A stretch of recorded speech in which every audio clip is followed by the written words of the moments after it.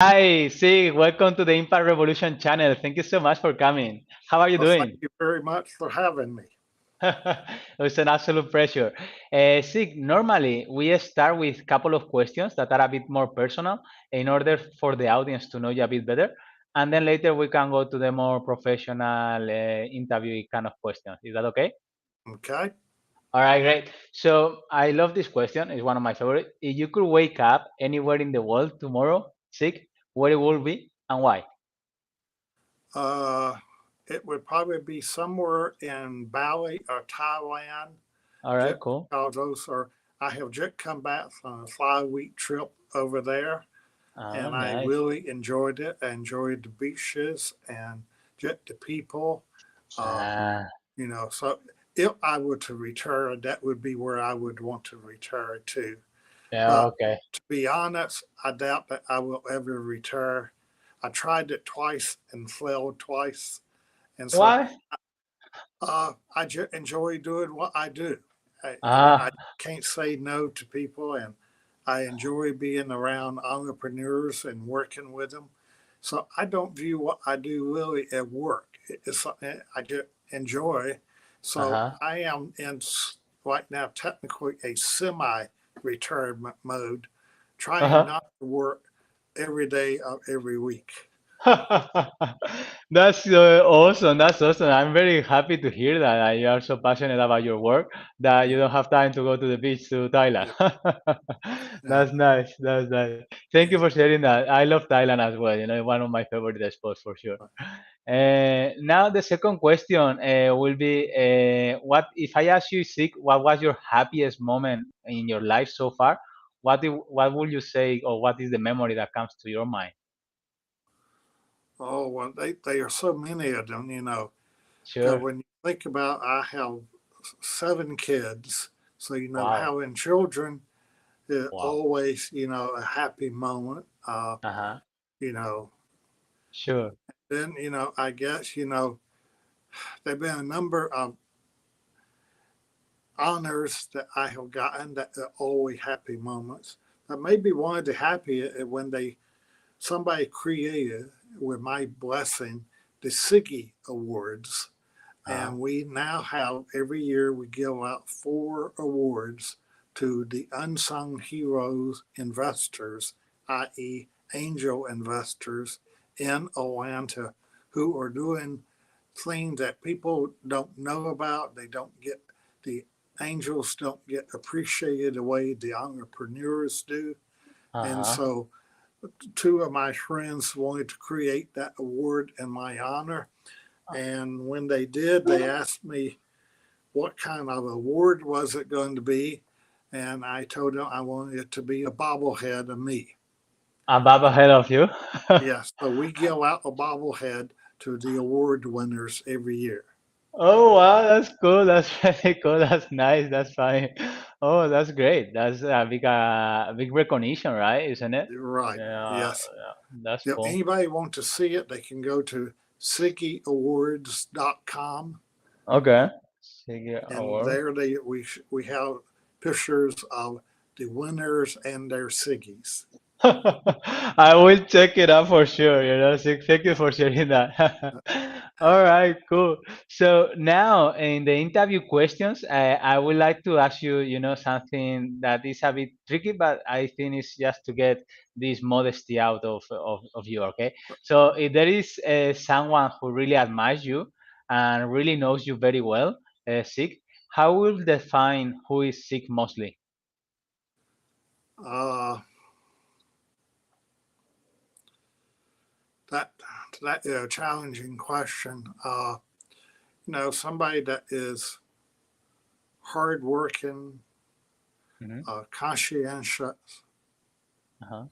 and try to help whenever he can. All right. And helpful, yeah.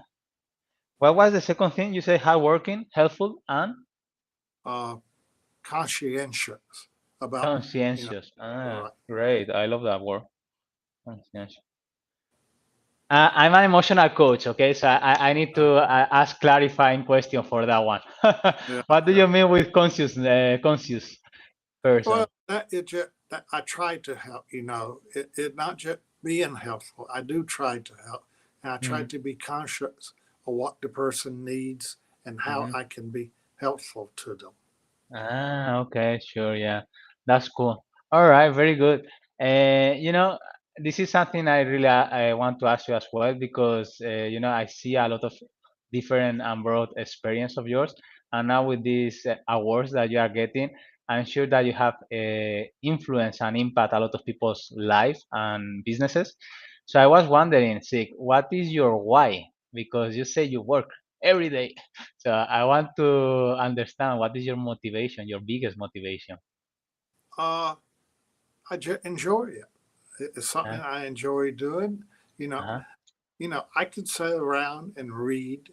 I could sit around and drink red wine, what I do my fair share of. But, I enjoy working with the entrepreneurs. I enjoy being able to help, you know, Mhm. a lot of what try to help people with what I just kind of call common sense.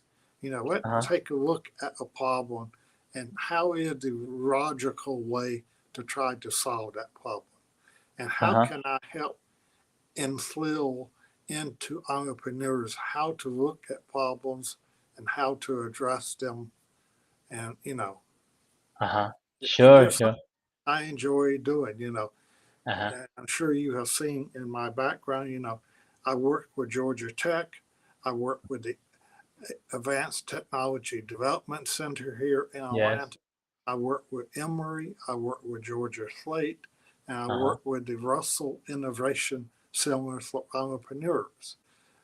All the different kinds of people, students, I don't, the entrepreneur can be older, they can be younger, you know, they can be just students in college. Uh-huh. I still Sure. enjoy working with them. All right, lovely. Thank you for sharing that. And how did you come to this world? What makes you go to this world at the start? Do you remember? Oh yes, I remember. Uh, well, just a little background. I got my accounting degree out Uh-huh. of Emory University many, many years ago. We won't count the number. It's okay. And No, I no need. went to work. I went to work for a CPA firm, and I Uh-huh. decided that auditing was not what I liked. I liked accounting, but not auditing. And so Okay. I only lasted 8 months with the CPA firm. Then I went to work for a mainframe computer software company here in Atlanta, Okay. and I was there for 21 years. Wow. And in 1990, we chose to sell that company to Dun and Bradstreet. Mm-hmm. Well, my job basically got eliminated at the time. Even though I got the employment agreement, I didn't really have anything to do. So Sure. I negotiated a deal with the chairman of the company, who I Uh-huh. get gotten to be very close with, to set up his family office. I ran his family's foundation. And part of what he wanted to do was to give back to the entrepreneurial community in Oh, Atlanta because they had been very good to the company that we had worked for. So sure. we began doing angel investing before it was called angel investing. And Oh my so God, that's so cool. started investing in early stage companies. And over a 20-year period, I did 122 technology deals. Wow. And we made money, which was a good thing. Uh, Uh-huh. then, about 2 years out of that, I decided to raise a venture fund. Uh-huh. And I raised 31 million in a venture fund and made 23 additional investments.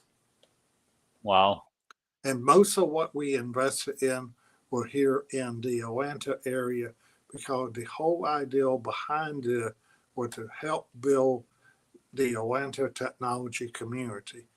And, Uh-huh. and I think we have helped build the community. Uh, Uh-huh. there have been a Uh-huh. lot of other people that have done a lot for the community too, but I think we had a little impact. Yeah, no, definitely. That's beautiful. That's beautiful story, It looks very exciting, right? Oh, yeah, yeah. Why Atlanta? Are you from there exactly, or you moved Yes, there? You are from Atlanta, I right? grew up about 40 miles north of here, and then Okay. I came to Emory, and I've been in Atlanta ever since. And the chairman of the company who I worked for, uh, he grew up in Savannah and but moved to Atlanta, so we both have been Georgia people our All whole right. time. All right, that's cool. I don't know so much about USA, so I'm going to be honest. I was wondering, what is your favorite thing, in Atlanta that makes you stay there and provide a service for growing the companies there? Well, Atlanta is a great city in that it has great weather year round. We have truly four seasons of the Hmm. year. And Okay. so, you can enjoy it. Never get that cold, maybe Yeah. once or twice a year. But, for Okay. practical purposes, we have great weather. We don't get a lot of cold. We Uh-huh. have a great business environment because businesses can hire people here. They got a lot of resources. The cost of living is very good here. The Hmm. people are friendly. We are true Southerners from the days gone by.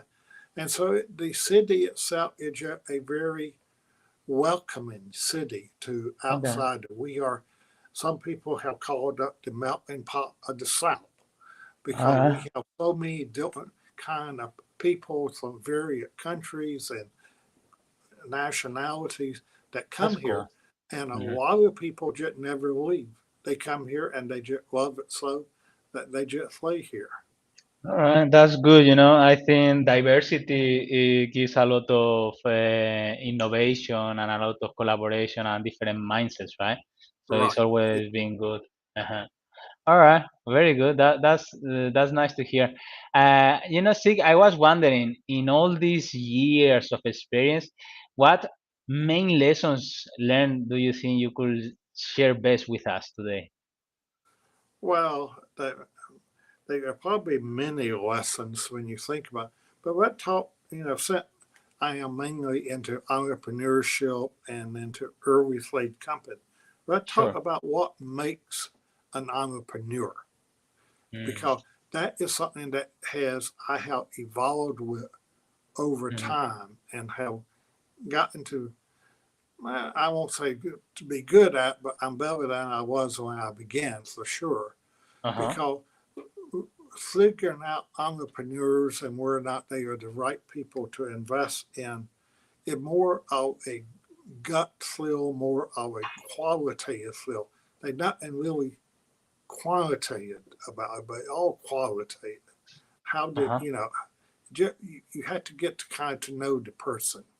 Sure. So when you think about it, an entrepreneur need to have vision. He need to Uh-huh. know exactly what he is trying to work out. So Sure. it's important that they are able to see opportunities and envision a better future with what they are Mm-hmm. doing. They Mm-hmm. need to be passionate and persist. They got to have the passion Mm, of some of wanting to do what they are doing. Just uh-huh. to be a person to try to build a business, you got to have a passion. And a good thing if you have a reason. I have one company where the entrepreneur in the kitchen, Uh-huh. they have a knob that goes on the stove that will cut that you can cut the gas or electric off without being there. All The right. reason the reason she began that business was her mom almost burnt the house down twice, not intentionally, but she just got to cut off the stove. So she Sure, had sure. passion. She had a reason to A big want to do reason. that. Yeah. Uh, you got to have adaptability. You got to be able to adapt to what is happening in the marketplace and in building a business. You Mm-hmm. got to have a great work. You just being an entrepreneur is a life changing thing in that you need to be prepared to work 100 hours, 120 hours a week. You're Mm-hmm. not going to get paid what you would get paid if you were working in the corporate world. Uh, you may not have great benefits. You may not get to take vacation. So you got to have that work that said, I'm going to do this and I'm dedicated to it.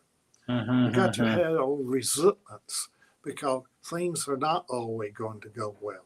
Sometimes they don't go the way you want them to go. You know, Uh-huh. or Definitely. building a product or even employing people. And that is very important too. You need to be able to bring the right kind of people around you.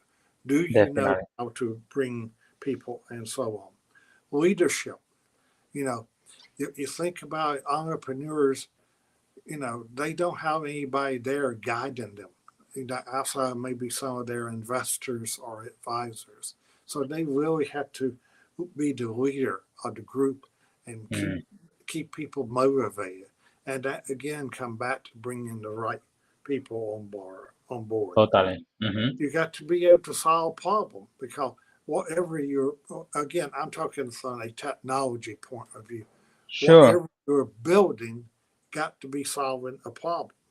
And so you got to have that outlook to be able to solve a problem. Uh, Entrepreneurs have to continue to learn every day, because again, they don't have anybody there teaching them. So they have to learn and figure out what is the right thing and move on. Uh, Uh-huh. they just have and when you look at it from a viewpoint, and this is not something that they control, but from an investor viewpoint, it is something you want to invest in people you want to be around. You want to invest in people that you feel comfortable about being around. One Mm-hmm. of the things I like to do when I invest in an entrepreneur is take him and his wife or husband or a significant other out to have drinks and or dinner. You want to see how they behave in a social environment. You know, he may behave very great in a business environment, but you get him in social, and if he doesn't behave the same way, that says something about him as a person. Integrity, right? Yeah. Yeah, All right. Interesting. Yeah. That's a good point, right? Mm-hmm. yes, yeah, Totally. Because venture capitalists and startups and entrepreneurs are a long-term relationship, right? So you right, want to make sure that it is a good fit. right. Mm. Well, I have told entrepreneurs in the past, taking venture or angel money, almost like getting married. Because unfortunately, though, you can divorce and get rid of your significant other. You can't divorce me because once you have my money, until I get my money back, I'm there. That's a funny metaphor. Yeah, I love it. That's right. That's right. You have to make the right choices. So that's a good point. And how do you do it? So you go specifically with them to go out for drinks or to go to a social event before signing, of course. Yeah, Um, yeah. and then is there anything else that you look for before making this engagement? Well, to be sure that he understands what it is to be an entrepreneur. So, like I Mm, say, he had to work 120 hours or 100 hours a week. He's not going to get paid money. He's not going to get the benefit he entitled to. mhm, Can he and his significant other be happy with that kind of environment? Because that may mm, go on for 2 or 3 years mm. before he'll get to the point of not having to kill himself working and getting a decent salary and decent benefit. You know, Sure. or is he and his significant other prepared for this? Uh-huh. Sometimes people don't think about, you know, I have had people come to me wanting to become entrepreneurs. And one of the questions I asked them, particularly if they have come out of a major corporation, is how much money do you need to live on? Because I have had people come to me wanting to be entrepreneurs. Oh yeah, I need a quarter million, 300,000 in salary. every Uh, year. And I said, well, that's not the way early stage entrepreneurs get paid. the So, reality is different. so they really have to think about, do they want to jump into this? Uh-huh, uh-huh. That's interesting. Yeah. So then it's kind of the mindset, isn't it? Sick. It's about the mindset of how they want to venture in these kind of things, and you want to understand what they think, right? And if they are capable and they are Right, resourcefulness and resilience to be able to do this long term. right. Yeah, because you have to be, because you don't get to be an entrepreneur and get out of it in a year or so. You know, Mm, because one of the other things you want an entrepreneur who want to really build a business. I don't like entrepreneurs who want to just build a company and sell it immediately. You, mm, somewhere down the road, we do want it to be so, because that when we get to make money as investors. But sure. in the beginning, you want somebody to build a business that they want to run, and they want Mm. it to be a real business.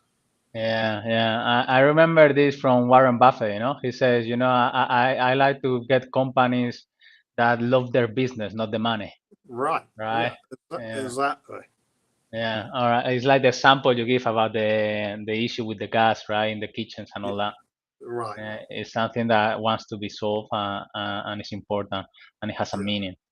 Okay, very good. Thank you, Sig. This interview is going really well.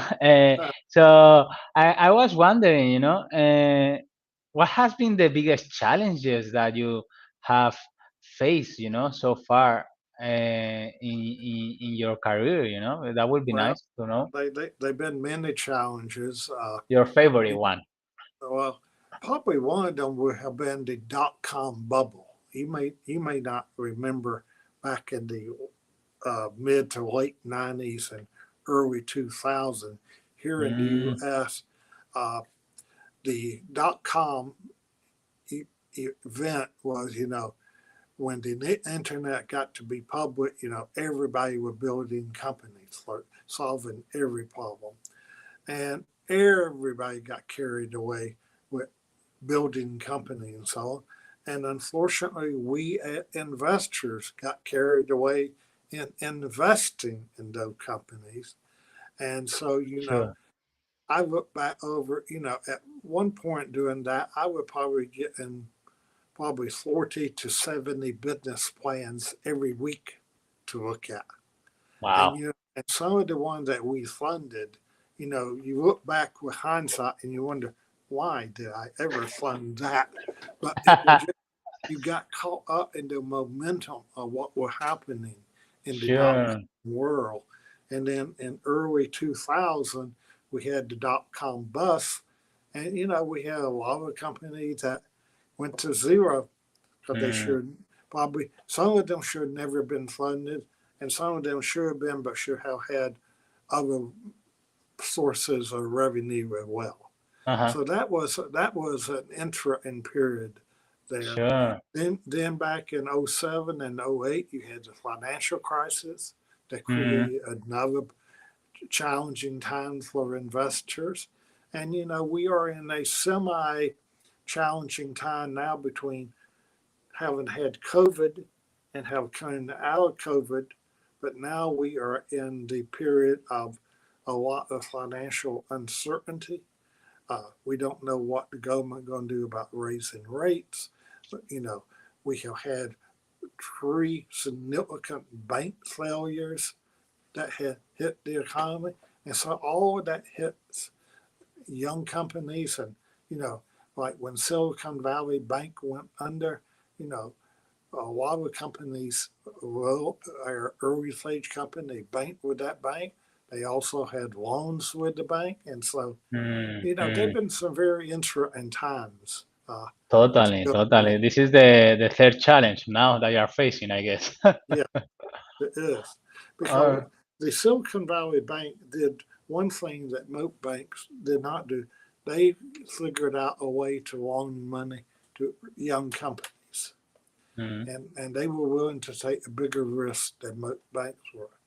Now that Silicon Valley Bank had gone, I don't know who is going to step in and start taking the risk because young companies do need loans in addition to getting venture and angel money. Mm. Mm-hmm. Sure, sure, definitely. It makes sense. Interesting. And I was thinking also artificial intelligence, is something that is coming out that I think is going to be, I don't know if it's similar to the .com bubble, but it can become another kind of bubble, Yeah. with Well, AI. I don't know.